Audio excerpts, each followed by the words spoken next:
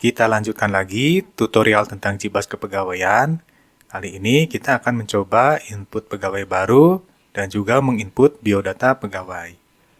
Yang perlu dicatat di sini, staf kepegawaian sebenarnya tidak perlu menginputkan semua data-data yang berkaitan dengan pegawai. Staf kepegawaian cukup menginputkan data-data primernya saja, seperti NIP, nama, dan lainnya. Nanti oleh pegawai yang bersangkutan bisa melengkapi data pribadi dan biodatanya di Jibas Info Guru. Nah, ini sudah dibahas di tutorial tentang Jibas Info Guru.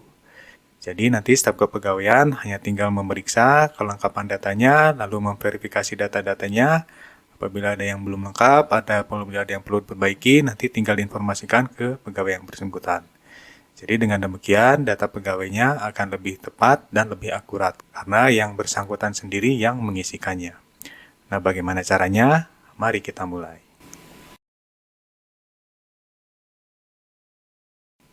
Untuk menginputkan pegawai baru, kita klik menu Input Pegawai. Di sini sudah tersedia form bawaan dari Jibas untuk menginputkan pegawai. Jadi, staf akademik bisa mengisikan data berikut. Ada data nama, panggilan, NIP, tempat tanggal lahir, dan lain sebagainya. Ini bisa dilihat di sini. Nah, termasuk ini adalah kolom tambahan yang tadi kita buat di data referensi, yaitu jarak ke sekolah, jenis kendaraan, dan kartu keluarga. Nah, untuk mengisikannya, staf kepegawaian hanya perlu mengisikan yang huruf tebal saja, yaitu nama, panggilan, NIP, tempat tanggal lahir, dan lain sebagainya. Nah, staf kepegawaian bisa mengisikan semuanya atau hanya mengisikan yang penting-pentingnya saja. Contohnya ini adalah nama dan NIP saja. Nah, nanti selengkapnya ini bisa dilengkapi oleh pegawai yang bersangkutan di Jibas Info Guru. Nah, ini sudah kami jelaskan di tutorial tentang Jibas Info Guru untuk penginputan biodata pegawai. Untuk menyingkat waktu, di sini saya sudah mengisikan datanya, yaitu kita akan mengisikan data pegawai untuk Pipit Sekar Arum. Nah, ini namanya, gelarnya, panggilannya, nah ini nomor induk pegawainya, dan lain sebagainya yang sudah saya isikan. Apabila sudah selesai, ini kita klik simpan. Apabila data sudah lengkap, oke. Nah, data sudah tersimpan. Nah, berikutnya kita juga bisa mengisikan biodata pegawai. Untuk itu kita kembali lagi ke menu kepegawaian, lalu kita klik cari pegawai. Nah, di sini kita bisa mencari pegawainya yang tadi Ibu Pipit ya. Nah, kita cari. Nah, ini lalu kita pilih ini, Ibu Pipit Arum. Nah, ini adalah data pribadi yang tadi kita sudah inputkan. Nah, untuk menginputkan biodata pegawai ini bisa dilakukan oleh guru yang bersangkutan di Jibas Info Guru. Tapi apabila yang bersangkutan berhalangan, ini staf kepegawaian bisa membantu untuk menginputkannya di sini. Contohnya kita akan mulai dengan menginputkan ini data keluarga. Nah, di sini bisa ditambahkan, misalnya Ibu Eka ini punya suami namanya Hendra.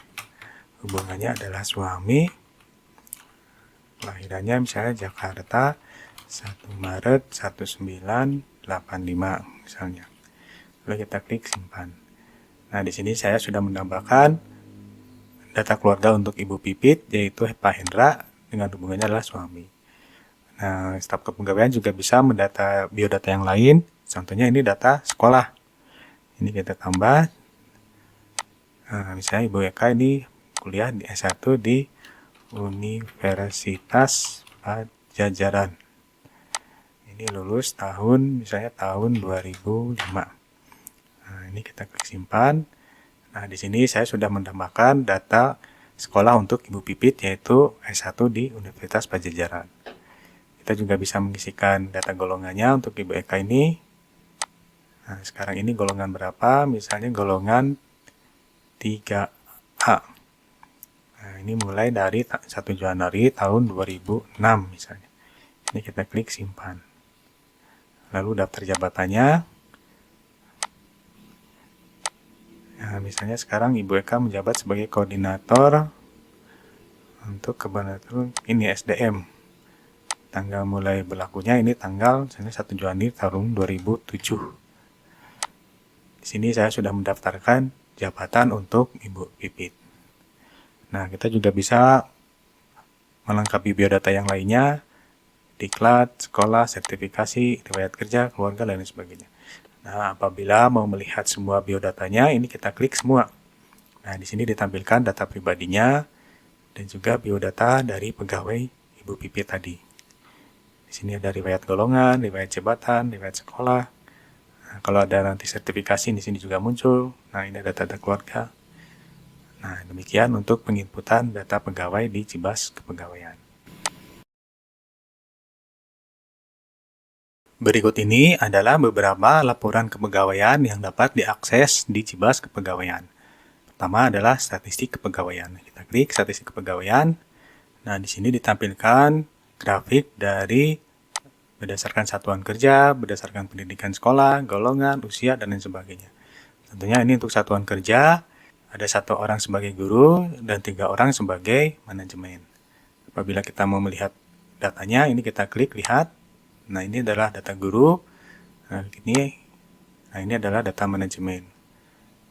Bila kita mau melihat data lengkapnya, ini kita klik. Misalnya Dr. ini Pipit Sekar Arum ini tadi yang kita inputkan. Nah, ini adalah data pribadinya dari Ibu Pipit Sekar Arum. Nah, statistiknya lain misalnya berdasarkan usia. Nah, ini adalah grafik berdasarkan usia. Antara 30 sampai 34 tahun ada 1 orang, 35 sampai 39 tahun ada 3 orang, dan 40 sampai 44 tahun ini ada 1 orang. Mau melihat daftarnya ini kita klik. Nah, ini adalah daftar pegawainya.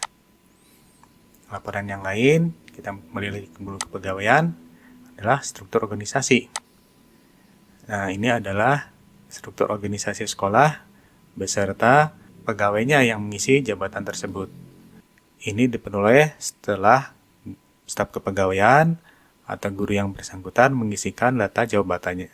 Jadi di sini otomatis muncul. Misalnya ini kepala sekolah, ini adalah Pak Ahmadi, wakil kepala sekolah bidang kurikulum Ibu Nur Cahyani. Nah, apabila semuanya diisikan nanti akan muncul semuanya di sini. Lalu kita lihat laporan yang lain, misalnya adalah daftar urut kepangkatan. Nah, ini ditampilkan daftar pegawai berdasarkan golongannya, dimulai dari yang paling tinggi. Contohnya di sini yang paling tinggi adalah Pak Ahmadi, golongannya 4A, jabatannya adalah kepala sekolah. Di sini bisa dilihat masa kerjanya, diklat yang pernah diikuti, pendidikannya apa aja, dan kelahirannya. Nah, demikian untuk laporan kepegawaian di Cibas Kepegawaian.